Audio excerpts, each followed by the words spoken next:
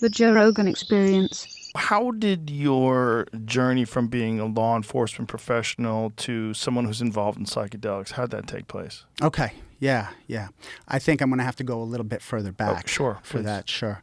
So I went to a little high school in Boston, Massachusetts, Newman Prep. And when I graduated there, I was luckily accepted into Northeastern University. So I go into Northeastern University in my 20s, and they ask you, what do you want to major in? Right. And who knows what they want to major in at that age. I was like, let's study psychology, right? Get to know myself, figure things out. Such a behavioral program. What I mean by that is rats pressing levers, observable stuff. I wasn't getting what I was looking for. So I take a philosophy class. I take a religion class. Eventually, I take so many of those classes, I graduate with an undergraduate degree in religion and philosophy and a huge minor in psychology, right? So I'm a seeker. At that time as well, Northeastern is a co-op school. So you go to school for 6 months, you work for 6 months. I was able to convince my co-op advisor to let me be a security guard in the nightclub industry in Boston for my co-op for school. Okay? So 5-year program, I'm studying religion, and I'm working as a security guard in the 90s in the nightclub scene in Boston. I have a front row seat when ecstasy hits the scene. Right. I start working when it's high-test stimulants and alcohol, and I'm there continuing to work when the scene gets introduced to ecstasy, MDMA. I not only get to see how it affects people, but it affects the whole culture. The people at the clubs are no longer looking at each other like, who are you and what do you want? They're saying hi and smiling. They're high-fiving each other when they meet up. They're hugging each other. I had that in my head in my 20s, okay? So I become a cop in my 30s. I meet this police chief. He notices that I think a little differently. I see things a little differently. My background's a little different than your typical officer. He starts taking me to the International Association of Chiefs of Police conference every year. This is a really important point. The IACP, it's a really serious, huge international conference with upper-level, chief executive-level officers there. I go 1 year when Rick Doblin's there in Florida. He's presenting on phase 2 clinical trials the results for MDMA-assisted psychotherapy, its efficacy against treatment-resistant severe PTSD. I can't believe it. Actually, I've shared the story before. At the moment that he was going to present, to the left was Rick Doblin and to the right was Donald Trump. I'm not making this up. Wow. Right. So I go left, I sit in the front row, and the room that they gave him, this huge room, has 10 people in it because everybody went right. 67% of people with treatment-resistant severe PTSD had their PTSD pushed into sustained remission. Sustained remission. From how many experiences? I think the way it was set up was like 2 or 3. You know, there's a model to the framework. Preparation, experience, space, and then integration. And this is all done through MAP, so it's all done in a clinical environment? Yes. Very controlled? Very controlled. Multidisciplinary Association of Psychedelic Studies. Rick's presenting there. I'm in the front row. I'm shaking. I jump on stage. I beeline it to him. I introduce myself. And I say, I have to help. He says, why don't you tell me some stuff about who you are first? You know what I mean? Like, right. This is a guy in front of me shaking his hand and saying, I have to help with this. And he finds out I'm a therapist too. Cop and therapist. And he says the best way to help is to become a psychedelic-assisted therapist. What? What's that? You'd never heard of anything? Never heard of any of that. What year was this again? Man, it must be 5 years ago. Maybe more than that at this point. Just working from memory. It was Orlando, Florida, IACP conference. Yeah. You said something really important, Joe. Psychedelic-assisted therapist. What? What? Medicalizing a Schedule I substance. What? You know? Right. How is this even possible? But the story gets even more interesting. He gives me his card and he says, contact me. All right? Like, what the heck is going on here? At this point, I'm already telling my retired chief what's going on. I'm meeting these people. And MAPS gets me into one of the first MDMA-assisted therapist trainings, a cohort of people that they trained on how to do this methodology with people. So you got to know what's going on, right? I mean, when someone's on MDMA, they're different, and you got to hold that. You got to hold that.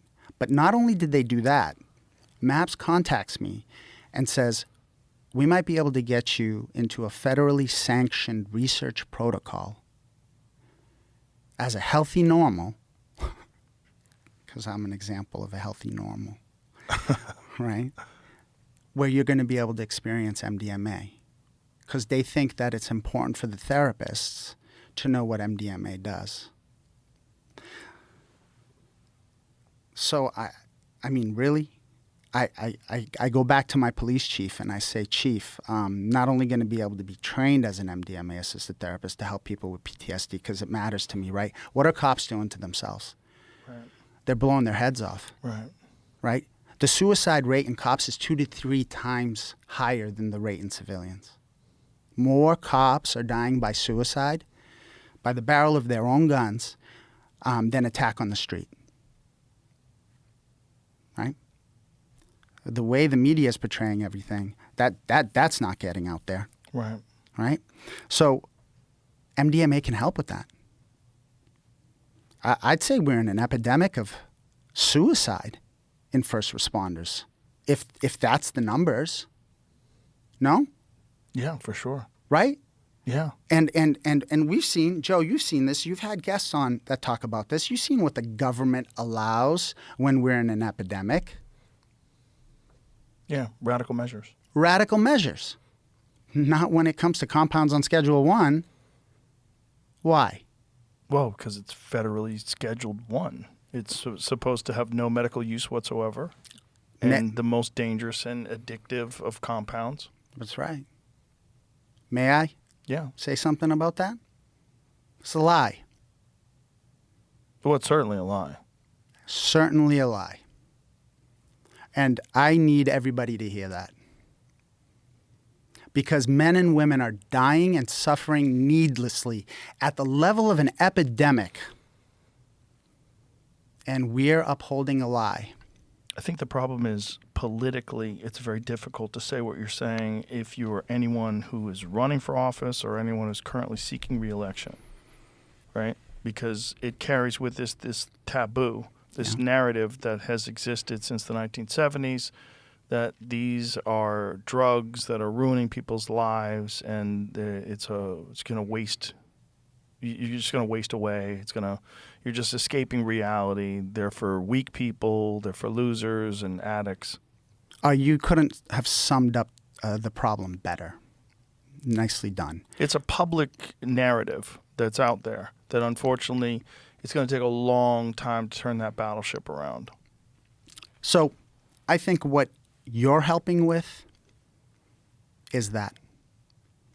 I am asking for the politicians who can't speak up to help make safety for those of us who either can or want to. I'm asking for their help because I'm active law enforcement, and I got to tell you, Joe, we're muzzled. We're muzzled. Not only are our mouths shut, but our hearts are put in a cage. Like how so? What do you mean? Law enforcement aspiring to build a career in the system can't talk about this stuff. They not only can't talk about this stuff, they can't do this stuff. But what they can do is keep their mouths shut until they get to the point where they put a barrel of their gun in their mouth, or they can go buy a giant bottle of whiskey and drink themselves into depression, divorce, subclinical depression, anxiety, disordered eating, disordered sexual practices, because chronically activated autonomic nervous system, what does that cause? Fight, flight, freeze, fawn. Hypersexuality, I dropped the last F. Right? What does that destroy? Destroys everything. It destroys Your everything. life. It destroys the human behind the badge, right? Well, the issue is that police officers experience trauma on a daily basis that most people can't even comprehend. And it's not discussed. All that's ever discussed with police officers is when a cop does something bad. That's right. Let me paint a picture based on what you just brought in. There's research out there that says the amount of critical incident exposure in an average law enforcement career is 200. So 200 murders, suicide, car accidents. Baby head crushed. Oof. Yeah, 200. Most civilians have 5. Critical incidents send people's lives sideways. So the first responder's nervous system is a carrier of trauma at a level unimaginable by most people, which is what you just brought into this conversation. And then, so you got the gasoline, right? And you got the match. They fly off the handle and everyone acts surprised. How could that happen? How did that officer end up doing that? Because it's a known risk of the job. And you know when we die? 5 to 10 years after retirement. That's a dirty little secret. So you strive to get to retirement. You carry the dark underbelly of society, and then you die 5 years after you get out. There's no time to wait. Yeah, it's an unspoken trauma. It's an unspoken issue that, was really exacerbated during this whole defund the police shit that was going on a few years back. Then you've got the demoralization, and the fact that these people, not only they're not appreciated, but then they've been all turned into villains. That's right. That's right. It makes it worse. Yeah.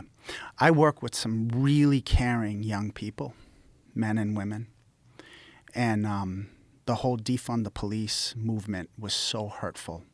It was so hurtful. It hurt me watching them have to come to work and see them take the 911 calls for service and show up and do their best following the rules to make sure that that family or that person is okay, and then come back and feel unappreciated and not understood.